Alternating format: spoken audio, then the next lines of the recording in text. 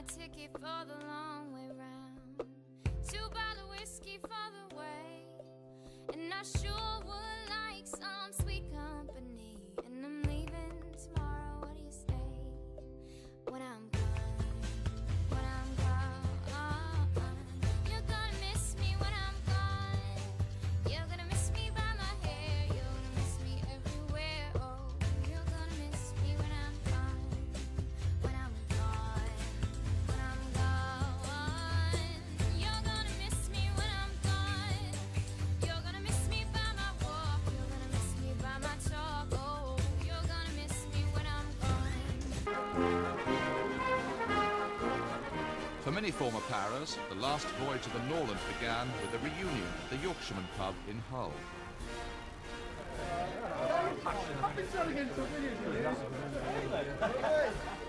The Norland took us to the Falklands 20 years ago, and we had 6 happy weeks on board the boat. It's sad that the boat's leaving service, and we want to make sure that we remember the boat and the memories as a tribute to the crew who took us down there and survived with us. It's all about remembering fallen friends and obviously saying thanks to the crew who took us down there, fed us, looked after us, and made sure we were well cared for on the boat. I was on HMS Antelope. On the day where we actually got hit, I was on another 20mm guns as a loader. Tell me then, I mean, the Norland, I know, has got some specific role for you. What sort of memories, what sort of thanks do you have for the Norland? I suppose really, for me, I had pretty much a unique role on there. Was when we actually came off the Fearless, which we spent the night on. We went across to the Norland, and having guided prisoners previously on RFA Tidespring, a group of us got selected to guide some more prisoners, and my memories of it were we looked like something from an Alistair McLean movie. The only uniform we could get together was a pair of black footwear, either blue trousers or blue overalls, and a white sea jersey. And armed with SMGs, we guided the prisoners for about a week. So it was a little bit different for the half a dozen or so of us that were on there. But no, it was good. There was some good times on there. The merchant sailors looked after us, gave us bits of clothing and kit, so we all had something to wear basically for them few days. Yeah, it was a good bunch, good crew on the Norland. Merchant Navy were brilliant, they were. It brings back a lot of memories because my husband went to the Falklands on the Norland. And my son saw him off with me. He was only little. And then Ted won the military medal in the Falklands. But as I said, unfortunately he died just over a year ago. So he obviously can't make the trip, so we're making it for him. Quite emotional because, I mean, I miss my dad a lot anyway.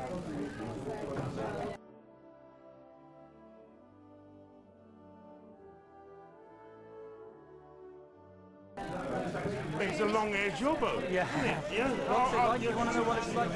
It's like Going back 20 years. 20 years, and we're talking, and we're able to express to each other what we experienced before, where you can talk to other people and they don't really know what's happening, but now you can relate to people because they know exactly what you went through. It's just beautiful and very emotional, and I'm very happy. It's been a good train journey all the way down. Yeah. In the park.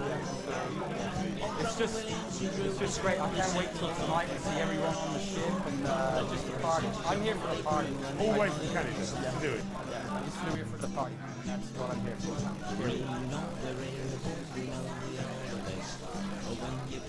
Those who hadn't made it to the pub went straight to the ferry terminal, the scene of many more reunions.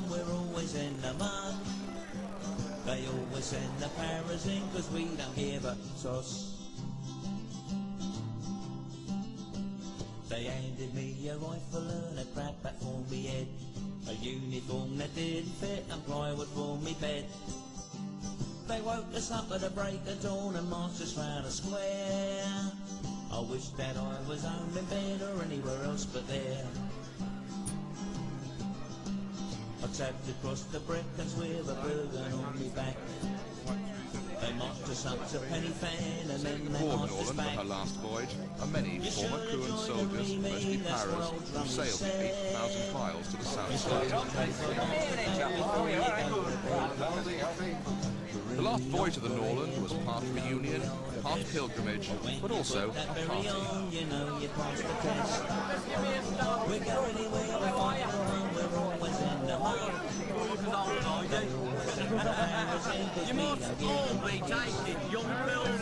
You must all be taking young pills. That's the colour of my hair. Hold on a minute. How long does that take to put it in the morning? It must take some years.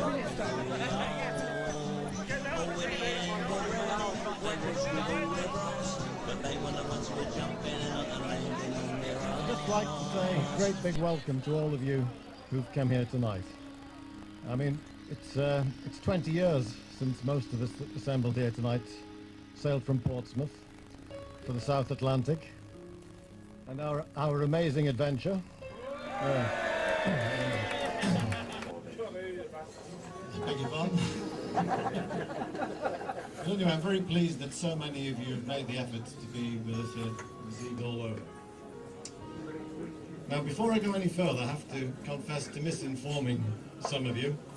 The Norland was due to decommission in Zeebrugge tomorrow, and we were all supposed to sail back to Hull on the North Sea. Unfortunately, the North Sea was late in being redelivered out of the shipyard in Bremerhaven over the weekend, and she will not be ready to enter service until Friday. So I'm afraid you all have to come back from Zeebrugge to Hull on the Norland again tomorrow night.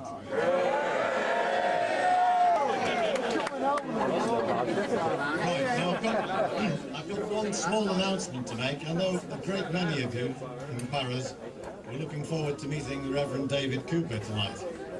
Now, David rang at 3 o'clock this afternoon to send his apologies. He did try to get here, but as you know, he's now the Reverend at Eton College, and something came up at Eton College which meant he could not get away. But he's asked me to send his apologies and to send his very best wishes to all on board. Now, it was Monday, the 26th of April, that Norland embarked the 2nd Battalion, the Parachute Regiment, and sailed from Portsmouth for our great adventure in the South Atlantic. There are 3 guests with us tonight who, although they did not sail south with us, are an important part of the Norland story.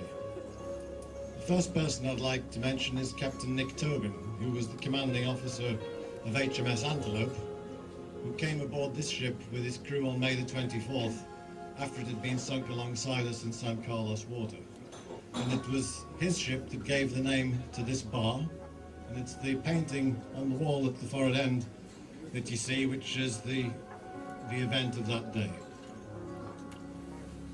The second person I'd like to mention is Commodore Mike Clapp.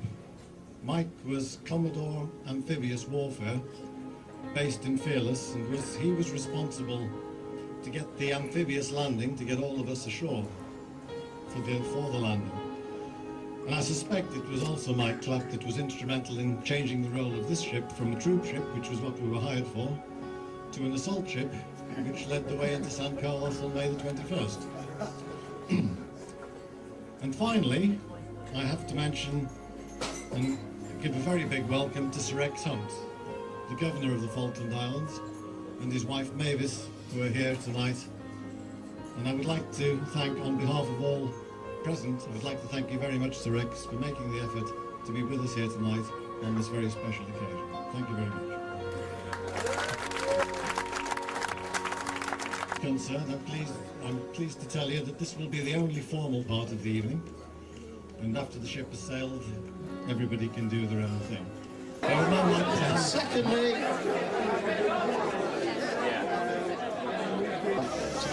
to Bob from the Art Association. And look at us from the other thing.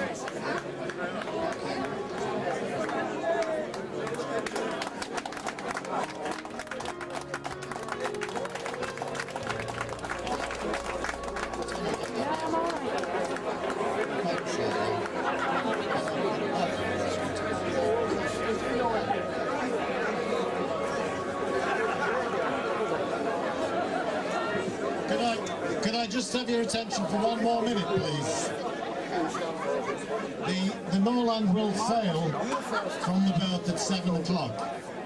And the 2 parabands come up from Colchester and will be on the lock side to play the ship through the lock. So you're all invited to go out on the deck when the ship leaves the berth and the band will be playing as we go through the lock.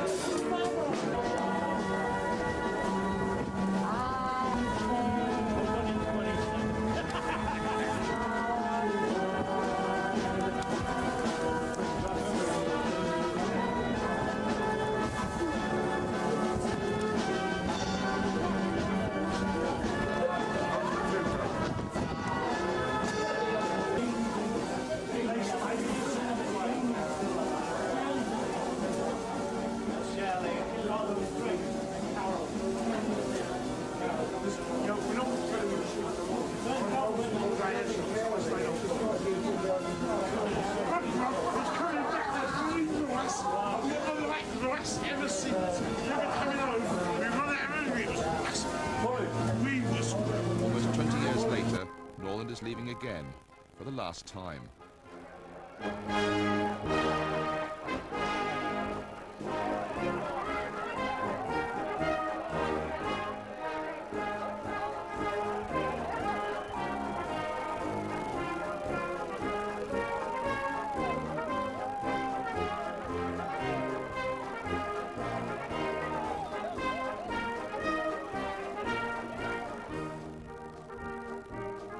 As Norlands sailed on through the night, it was a chance for people to recall their own memories and thoughts about the events of 20 years ago. We never in the war zone. When it actually happened was trading between Rotterdam and Hull, and we thought, oh yeah, good change. We'll volunteer, we'll go. You're never going to get a war. And it didn't really materialise till halfway there. And then it just happened, you know, was going to be the first ship in, and was the first ship in. And you were the youngest? I was the youngest crew member on board at the time, yeah. Oh, yeah. I had my 21st down there. So you were not a kid, really? Didn't know what you were doing when you volunteered? No, not really, don't do. At that age, we thought proud country and all that, and it was great, you know. I thought, great. I've got to go for my country. When we was going into St Carlos Bay, which was a black void, and we had HMS Plymouth firing shells over us to Fanning Head, there was supposed to be a threat there. You did say your prayers and you thought of your loved ones, and then all of a sudden you went into like a gear where you forgot about it and you just did what you were supposed to do. There was lots of adrenaline going as well. People, you just got on with the job and you didn't think about it, but it was frightening, you know. Especially when we was all given identity cards in case we was taken prisoner of war.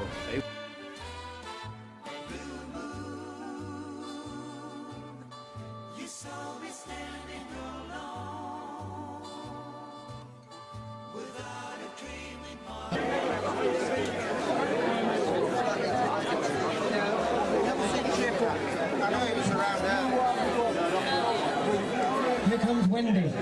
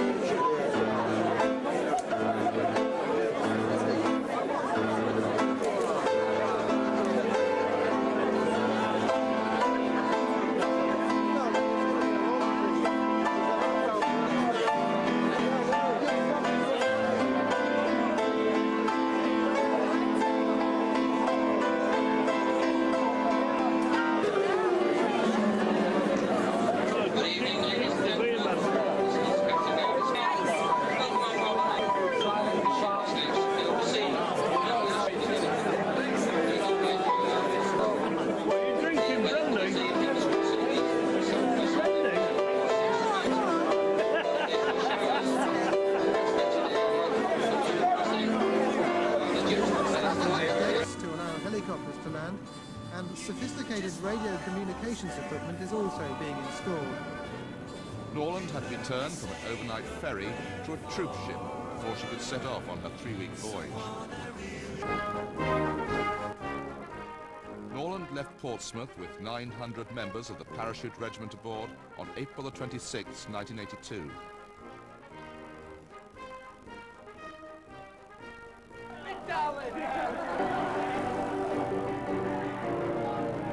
Oh, we're on our way to Falklands, we shall not be moved. We're on our way to Falklands, we shall not be moved.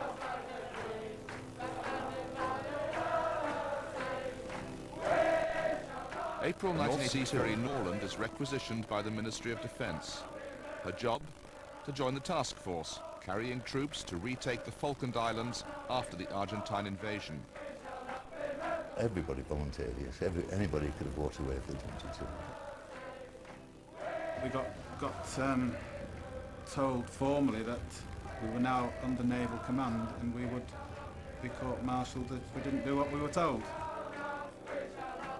There was a lot of camaraderie. I mean, we were on the boat for, what, nearly 10 days, 2 weeks, something like that. We went down to the Falklands to kick ass, and we did. Sailed towards the Falklands, she was a ship with one first officer, her own, and the Royal Navy's.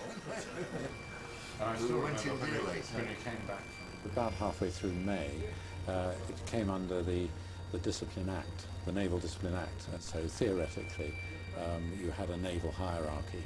But it was absurd to suggest that, you know, you were going to be trooping the captain of the ship and taking him off to prison or something. And so what you really do is you communicate with each other.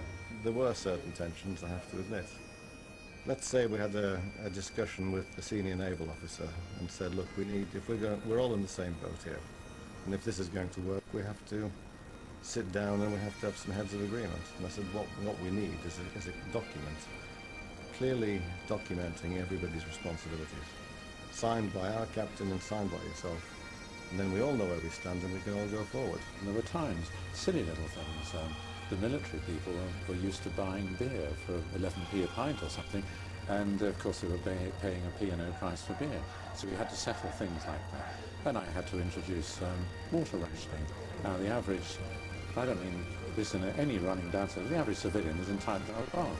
Well, the average soldier or sailor knows if there's no water, he's going to go dirty, he doesn't worry about it. So a very simple domestic thing like that could have turned into you know, a bit of a crisis. At first, as they journeyed south, life aboard Norland was relaxed. Before Ascension Island, we went and there was drinking, we were doing our own fitness, depending on what level you wanted to do, and then you'd play bingo in the evening. And bingo, can you imagine that? Play bingo. There was lots of running about, and when we actually got on tonight, like, you know, and, we're looking at the back of the ship, and obviously that was where they used to throw all the rubbish off, and we used to shoot at the rubbish and do lots of target practice and shooting at the rubbish. We used to do lots of stuff. We used to do running around on the ship and stuff like that. There was cross-country races and that sort of thing on the actual boat. South of Ascension Island, the atmosphere turned more serious. Norland's job in San Carlos water was to get her soldiers ashore.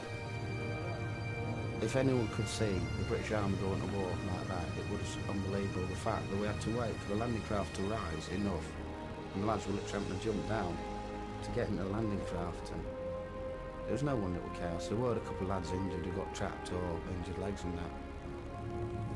As they were going ashore, you were just going around and saying, okay guys, this is going to be good. You know, you're going to go across there, just get in there, you just do everything you've been trained for, and you will be on the ball. For the troops who had sailed south aboard Norland, their real job now began, fighting their way through to Port Stanley. Just so excited. It really does. You can't describe it, really. I wanted to go to war. I joined the army to go to war. I didn't join the army for anything else. I didn't join the army to toss it off and just travel the world. I joined it because I wanted to experience a war and see what it's all about and what it's like. And that's what I did. And I was happy and I was proud of myself for what I did.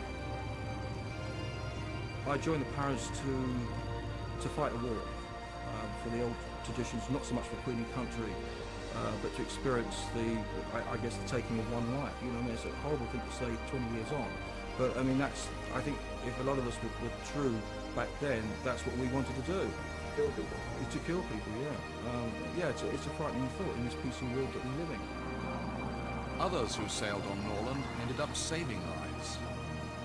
One of the soldiers in my section got shot in the leg, and on realising that when we got back to the top, rather than send any of my men down risking their lives, I got up and went down myself under fire, picked him up and carried him over the hill, and he's living now, and I see him every year.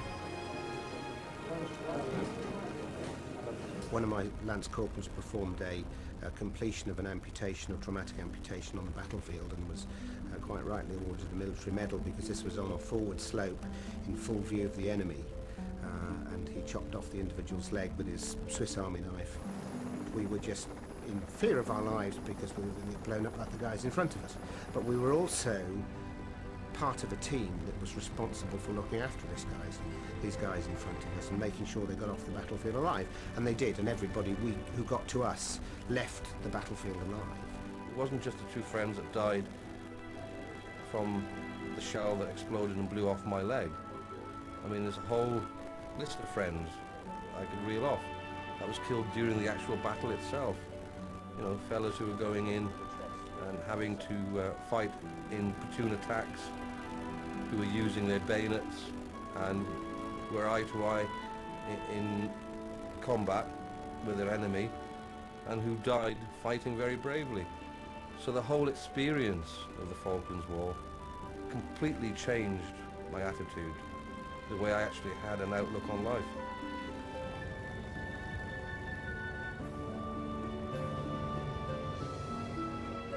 The Argentinians surrendered Port Stanley on June the 14th. A few days later, the governor, Sir Rex Hunt, returned. I had imagined in my own mind when I got there, getting down on my knees and kissing the ground as the Pope was doing when he was travelling around then. And I got there, it was raining and the ground was very, very muddy and there was no red carpet, so I thought, oh no, I'll do it mentally, not physically. But Norland's job was not over. There were regular supply runs between the Falklands and Ascension Island, and Argentinian prisoners to be repatriated. Most of them travelled on Norland's car deck. There's over 1,000 of them on the car deck. And the toilet facilities was a rather large drum, and unfortunately it stunk to the high heavens, but now and again the ship would slow down so this drum could be, the ramp used to drop down and off it went. One of the conscripts had a large haversack on his back, and he was ordered to take it off, and he was very emotional about taking it off. And when the Marines, because the Marines was on board as a protection, they asked him to open it up. And inside, unfortunately, was part of his brother's body. He wanted desperately to take it back to his mother, and that was one of the highlights which really hurt me. You know.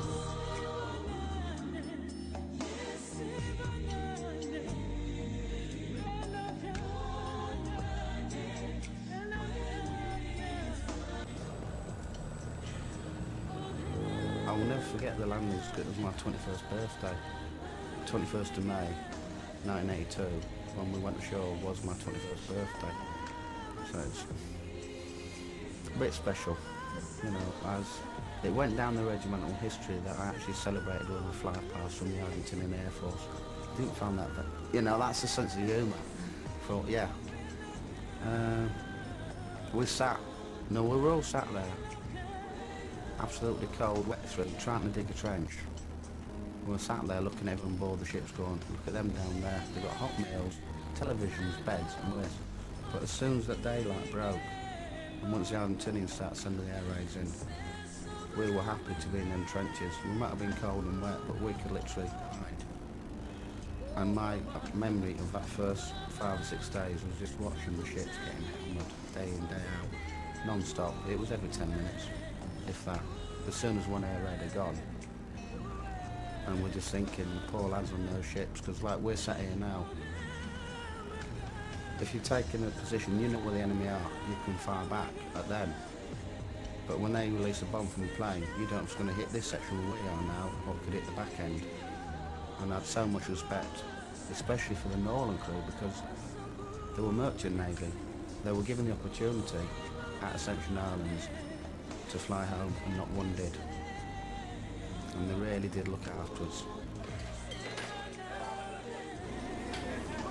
I was stationed on C deck, and then when it was under attack, we had to rush down to D deck, which was 90 steps down, and we had 5 red alerts in one day, which was 90 steps down, 90 steps up, 5 times. And I'm not a young woman. We were in our designated anchorage, very, very close in to the land, under a hill.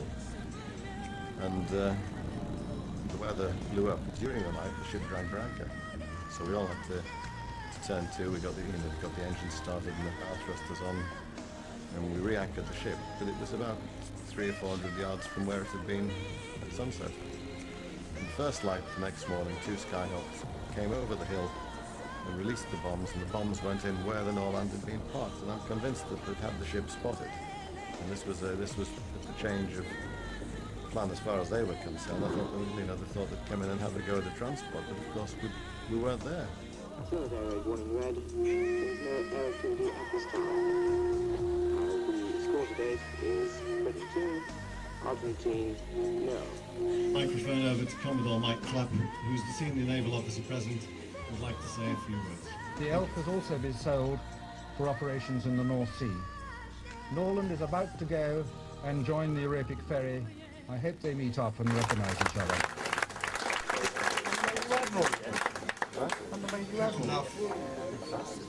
Captain Ellaby, over here, can't see him. And Captain Grant, he's down with us. He's here too. I've been asked to speak for the armed service members who've been associated with the ship. And I'm delighted to do so because I never had the Falklands when I left. They were already busy hurtling backwards and forwards with thousands of Argentine prisoners of war. Bob Luff is, I think, the instigator of this party, for which I think we're extremely grateful to him and the whole of the P&O ferries crew. Sorry, I'm not used to being flashed at. Even though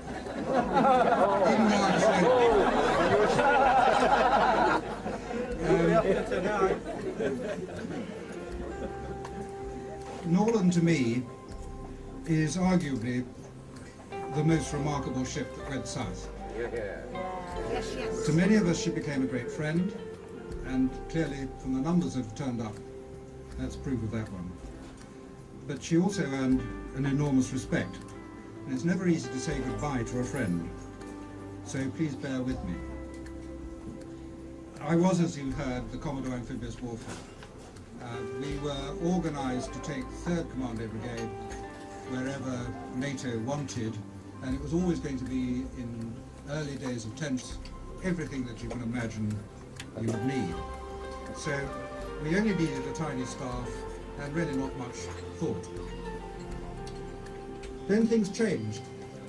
On the 2nd of April, governed by Sir Rex, wanted to remain British, but they'd been invaded. It was not enough that they'd chosen, if that was not enough, they'd chosen to live 8,000 miles away. And if you asked the Ministry of Defence, they said, we can't do anything. Onto the stage came Admiral Sir Henry Leach, who was at the time First Sea Lord, but he was also acting as the Chief of Defence Staff, and that's that the Navy could do something. He believed, as a Brit, they should do something. She agreed, and you and a lot of others who would be here if they could be, did something. We were very worried on board. Julian Thompson was my landing force commander, as you know, and he was given the task of getting rid of the Argentinians. But the numbers were growing daily, so it was quite formidable. He managed to get 3 para early on, and he asked for a 5th battalion. He was actually asking for 17th of May, and to our enormous relief said that 2 para were coming. He'd got them. He'd also got the number 1 squadron from the RAF, the ground attack Harriers, and he'd also got a Chinook squadron, number 18 squadron. And there would be further Fleet Air Arm people coming out. Ferry, and I think it actually happened on that day, so he was probably having his fingers crossed when he told us. To us it was enormous relief, because at last we could actually probably do something. We then waited for Norland to come down, and while we were waiting we were frantically trying to train up 3 para to turn them into Marines, which is a very difficult thing to do, and all the other things we needed to do for an amphibious assault. Luckily we won the arguments with Northwood and we were allowed to stay. But at about 7 o'clock in the morning of the 7th of May, Norland and Europic Ferry had come through training, and I don't frankly think that was very fair. It wasn't fair on Norland, it wasn't fair on Paras, it wasn't fair on anyone. But nevertheless, it worked, as you saw and as you found out. What I was amazed at, who I'd known long before, I think, must have wondered what had hit him. Not just that Naval Party 1850 under Chris had come on board and that he was now under naval command, but that he had 2 helicopter pads fitted, his ballast tanks had been changed to fuel tanks, allowing him to motor for a month. That must be something of a North Sea ferry which just does a night's run. And then, to add to that, he was fitted with a replenishment at sea rig, so he could stay to sea even longer. And he would have to do that by undergoing manoeuvre for which every merchant navy chap, if he's got any sense, would avoid. It puts you in a risk of collision, and they, above all, are taught not to risk their ship. If that wasn't enough, there were extra water tanks, refrigerated and standard food containers, holding rations for 1,000 men for 60 days, so how long was 2 para going to stay on board? The fitting of our Inmar set might just have been seen as a blessing. What Captain Ellaby and the ship's company thought of being turned into an amphibious assault ship, I dread to think. As you heard Bob Luff say, when they sailed, they thought they were just being a passenger ship, but like the Canberra, other things were decided.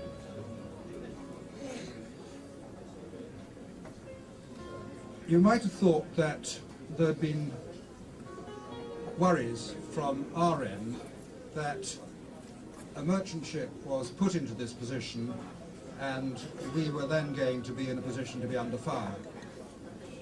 I have to say that not one of the naval officers who were attached to the ships came to me and made any real complaint. Yes, they said they were worried, that was quite understandable, but the merchant navy proved themselves as steady as they have been before. And the fact that only 6 merchant navy men were killed out of some 174 that died at sea is quite irrelevant, because they were as much in the front line as any of us. I'm enormously glad it worked out that way, but it was luck, nothing else. They were more at risk than the rest of us, partly because of their gaudy painting, which showed them up for miles away, and partly, of course, because they were largely totally unarmed. But it was more to it than that. A merchant ship is not designed to be attacked and bombed and rocketed. It's not designed to fight the sort of fires that come from that. And this is what they had to live with. What 2 para, the RAF and the Royal Engineer Support Regiment thought, I suspect I'll hear later. It must have been an exciting time, but these were all volunteers, and even they managed, I doubt, ever imagined going to war in this way. But they should have been at least a little adjusted to the thought of bombs and rockets killing and hitting and wounding them. But who in Norland's crew had signed on in the doubtful honour of being the first merchant ship to enter St. Carlos water and then be met by Argentine bombs? Happily, they could take pride in their passengers, who I think acquitted themselves brilliantly. 2 para, obviously at Darwin and Goose Green, and later on Wireless Ridge. 1 squadron RAF must have found operating from Hermes in support of the troops ashore incredibly exciting, even if the captain of Hermes, who I know well, was not known for his love of the RAF. 18th Squadron flew their 1 remaining Chinook well beyond any normal RAF limits, rules and regulations, and that's something. And 848's contribution was obviously much more welcome. I have a nasty feeling that some of the 11 Field Squadron Royal Engineers were unfortunately caught on board Galahad, but I've got no proof of that. But that wasn't really enough for Norland. It wasn't just that happened. Her secure communication system broke down, so she gained a reputation, on my staff at least, for telepathy. At least 1 signal had to be passed by gun line, and another was sent on a bar chit by helicopter.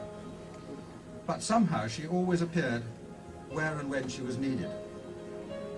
I shall also be grateful that she showed enormous kindness to the crew of Antelope. They had to watch their ship catch fire and break up in St. Carlos water after an attempt to defuse the bomb had failed. I expect we'll learn why the Antelope Bar is named that. A few days later, the ship went off to South Georgia and collected the 1st 7th Gurkhas and 16th Field Ambulance, only to be told to take over 1,000 prisoner of wars out to safety in the war zone. And so started a series of journeys with several thousand prisoners of war, new soldiers coming down, Falkland Islanders coming down, and many others shuttling backwards and forwards. Naval Party 1850 left early, but even so, they were the last of the naval parties to fold. Norland finally returned home on the 1st of February 1983. She'd been away from home for almost 10 months. Not a bad trip for an overnight ferry. The ship even missed their welcome home party at Hull because of bad weather, which was a pretty unkind cut.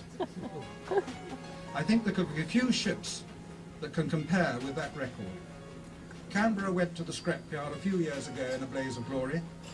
The Europic ferry has been sold and can be seen plodding around the Mediterranean. The Elk has also been sold for operations in the North Sea. Norland is about to go and join the Europic ferry. I hope they meet up and recognise each other. So, we see the end of the last of the small family of brave merchant ships that took enormous risks with the rest of us. I would like to salute her with pride, and I gladly wish her well on her next trip. My only question is, I've seen 3 penguins on the reception desk. Which of those is the original? That is the original gun. Ladies and gentlemen, I think I'd better finish there. I'd like you to join me and drink a toast to the Norland officers and crew.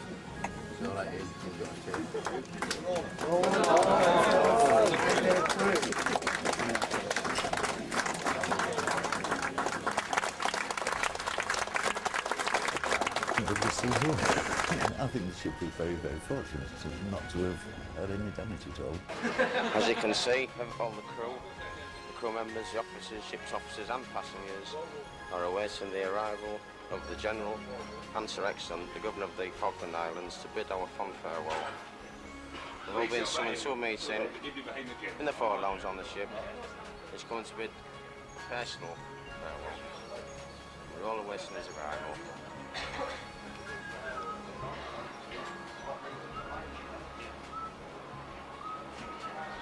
It's a very happy time for all the crew. They've all been waiting for. We've just got now to wait and see what you've got to say to us all.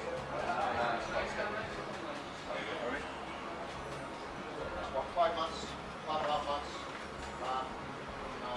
engineers, pilot, all outputs. I'd like to thank you very much indeed.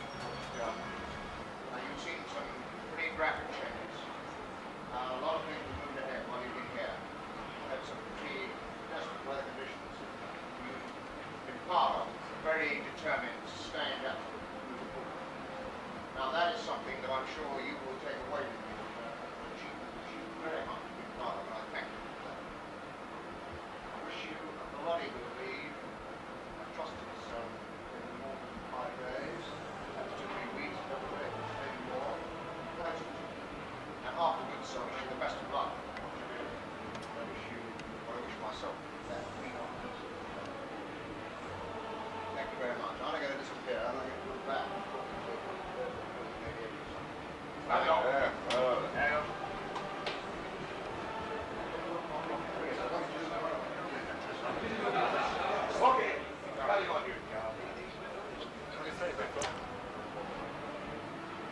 But it's, in a sense, much more significant because you have been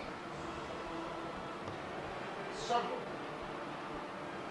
of the support that we've had from the Merchant Marine in sustaining operations here, both in war and in this half-life of peace, with the threat still there. Norland has become a symbol. No doubt about that, do I? It will be a name that certainly the Army and the Navy and the Air Force will not forget. It will become a family name. And I recall the battalions which I had reason to be very close to,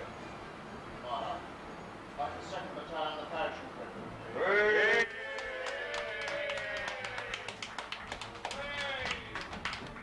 Now, boys. Well, I think you're right.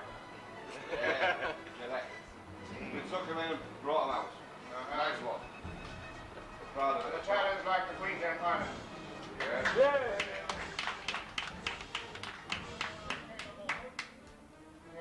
I suppose Norman and I, a particular association, because you've looked after those 2 battalions, just as I have looked after and cared for them. Because they cared for us, fought, worked, did things for us. What team effort we're involved in. And constantly remind me that we have 4 great pillars in our organisation. The Navy, the Army, the Air Force, and the Merchant Marine.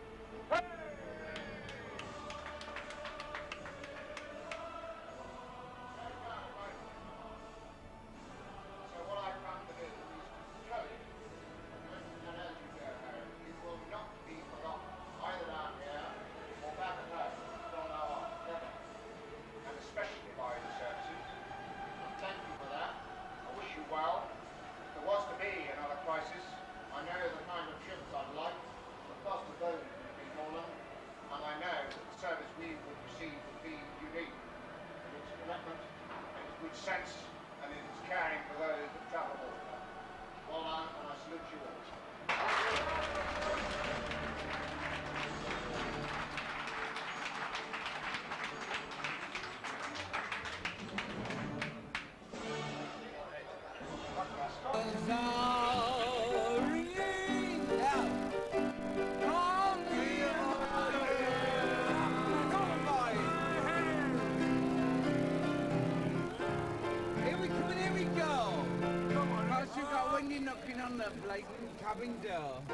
I don't even know what Wendy's name is. I just know Wendy as Wendy. Obviously, Wendy being a crew member, the pianist, and yeah, all the rest of that.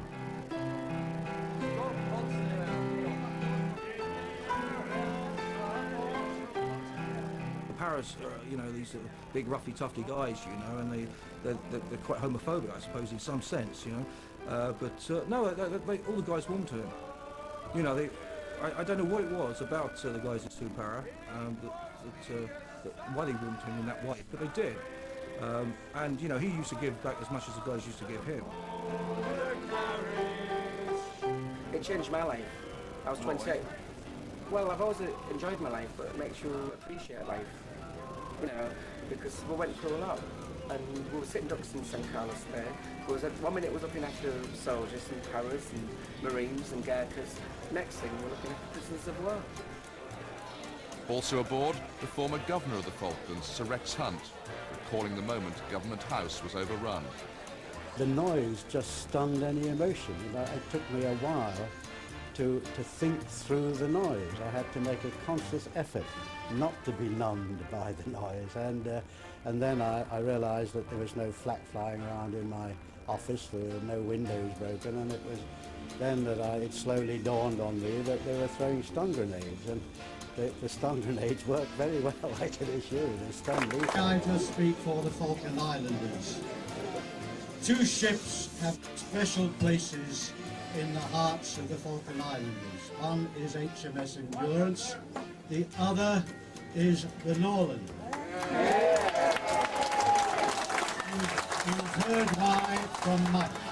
I would just add that Mavis and I have a special place in our hearts for the Norland. Indeed it should.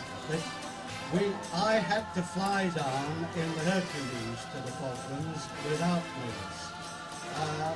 In those days the RAF would not allow female passengers in the Hercules flimsy curtain. And it was only after Margaret Thatcher insisted upon going down in the Hercules and had a special oversized crewman to look after the curtain that the RAF allowed women to travel down in the back of the Hercules.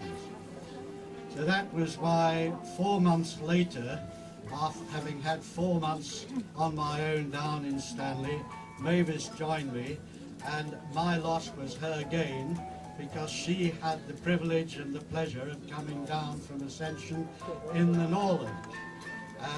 And she kept talking to me about what a marvellous time she'd had and how all the after we both retired and our son and our ex-son-in-law and daughter were in Germany, and we visited them, and Bob said, come back, why don't you come back on the Norland from Rotterdam? So we drove to Rotterdam, and there, as we went down into the docks, I saw this flag behind me flying, the Falklands flag, from the top of this ship. And Bob was there to greet us, and as we went up the gangway, Wendy was there to give me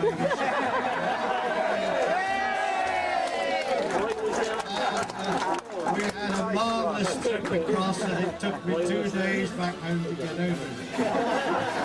So I would just like to add my very small thank you to the Norland, and I would like to propose 3 cheers for the captain, the officers and crew of the Norland in '82.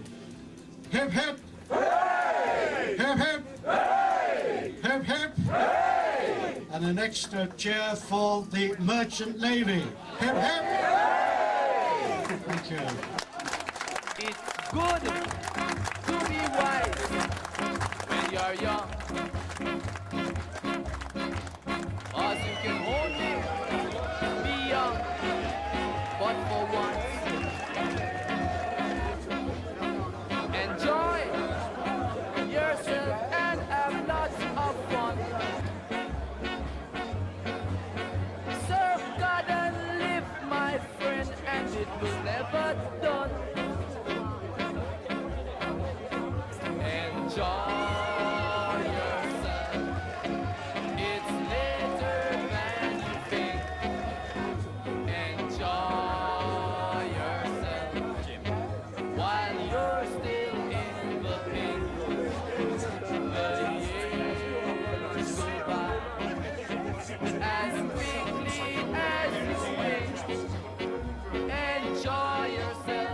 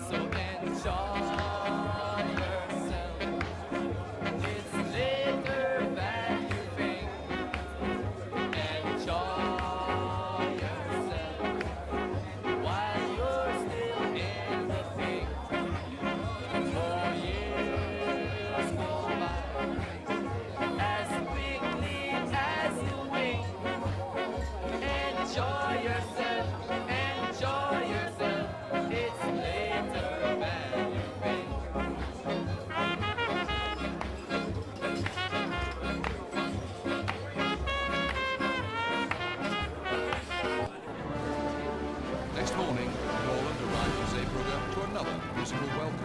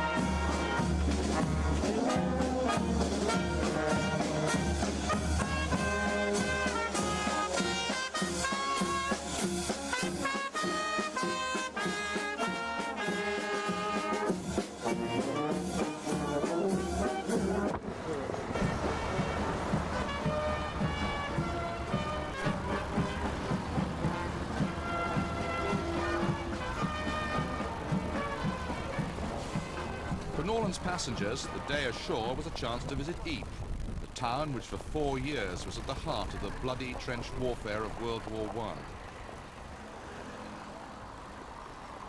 This museum is concentrating on the First World War as it happened in the Ypres salient, the town, but also more the vicinity, the area around the town. Because as you know, Ypres was never taken by the Germans in the First World War. But for 4 years you had continuous battling from the end of October 1914 until the end of October 1918. So 4 solid years, and in those 4 years almost 600,000 people died here. A more sacred place for the British race does not exist in the world. Although the town's museum contains the sights and sounds of a battle fought nearly 90 years ago, Norlands veterans had an instinctive understanding of its message. Did the Germans ever intentionally bomb or shell any building which they were satisfied was being genuinely used solely for the purpose of treating the sick and the wounded?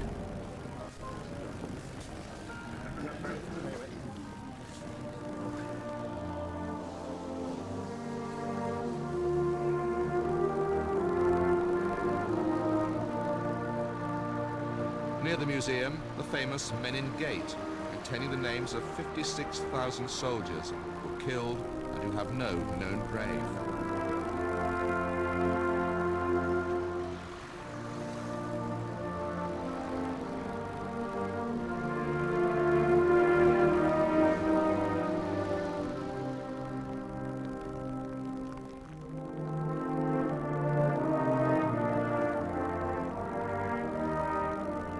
10 miles further on, Tyne-Cot Cemetery, one of the largest war cemeteries in the world, the final resting place of 11,000 soldiers.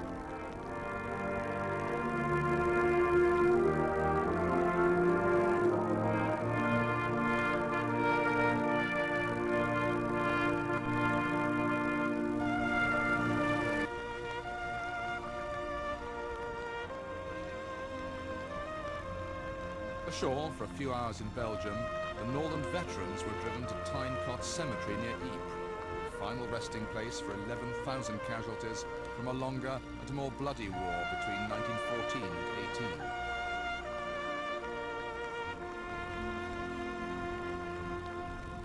Very sad that people, politicians really can do things like this to people, isn't it? Really sad. All young people. The same age there as the ones you took down to the Falklands. Well, absolutely. The Paras today, you know, we look at them now like they say they're still relatively young, but of course they were so young when they were on the ship. About 16 people killed from my friends. But some are going to go back and pay respects. We think that we went through hard times down there, but compared to what these people went through all those years ago, it puts things into perspective, and as I said, it's quite humbling really.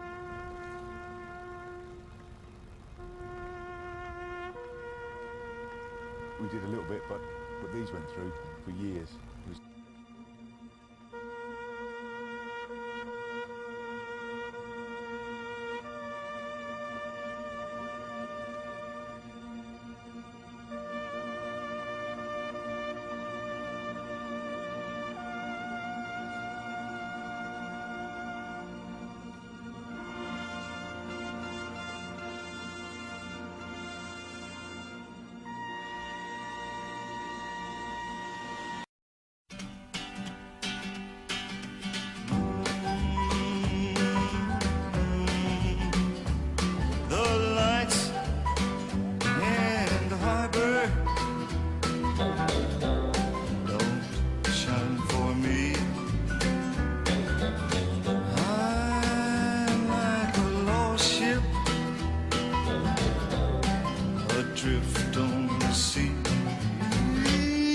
of a heartbreak, lost love, loneliness, memories of your caress, so divine. I wish you were mine again, my dear. I'm on the sea of tears, sea of a heartbreak. How did I lose you? Oh, where did I fail? Why did you leave me? Always to sail this sea of a heartbreak, lost love, loneliness, memories of your caress, so divine. How I wish you were mine again, my dear. I'm on a sea of tears, sea of a heartbreak.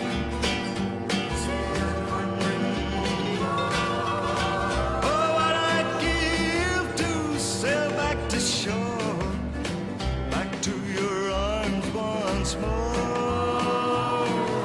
Oh, come to my rescue. Come here to me. Take me and keep me away from the sea. Yes, the sea of a heartbreak, lost love and loneliness, memories of your caress, so divine. How I wish you were mine again, my dear. I'm on the sea of tears, sea of a heartbreak. It's a sea of a heartbreak.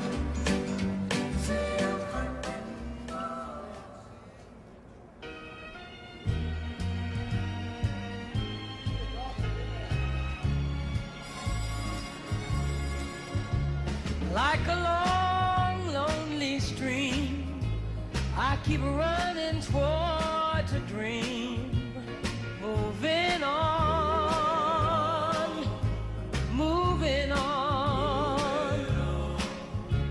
Like a branch on a tree, I keep reaching to be free, moving on, moving on. There's a place in the sun where there's hope for everyone, where my poor restless heart gotta run. There's a place in the sun, and before my life is done, gotta find me a place in the sun. Like an old dusty road, I get weary from the load, moving on, moving on. Like this tired truck motor, I've been rolling since my birth, moving on, moving on. There's a place in the sun where there's hope for everyone, where my poor restless heart's gotta run. I know there's a place in the sun, and before my life is done, gotta find me a place in the sun. You know, when times are bad and you're feeling sad, I want you to always remember. Red sails in the sunset, way out on the sea. Oh, carry my loved one home safely to me. She sailed at the dawning. All day I've been blue. Red sails in the sunset. I'm trusting in you. Swift wings you must borrow. Make straight for the shore. We marry tomorrow, and she goes sailing no more. Red sails in the sunset, way out on the sea. Oh, carry my loved one home safely to me. Red sails in the sunset, way out on the sea. Oh, carry my loved one home safely to me.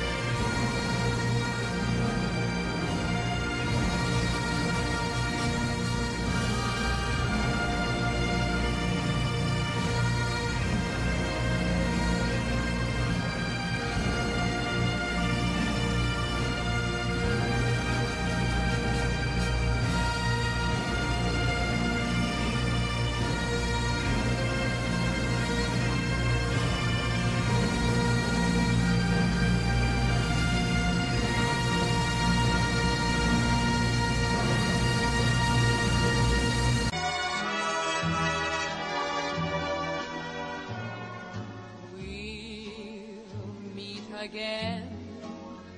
Don't know where, don't know when, but I know we'll meet again some sunny day.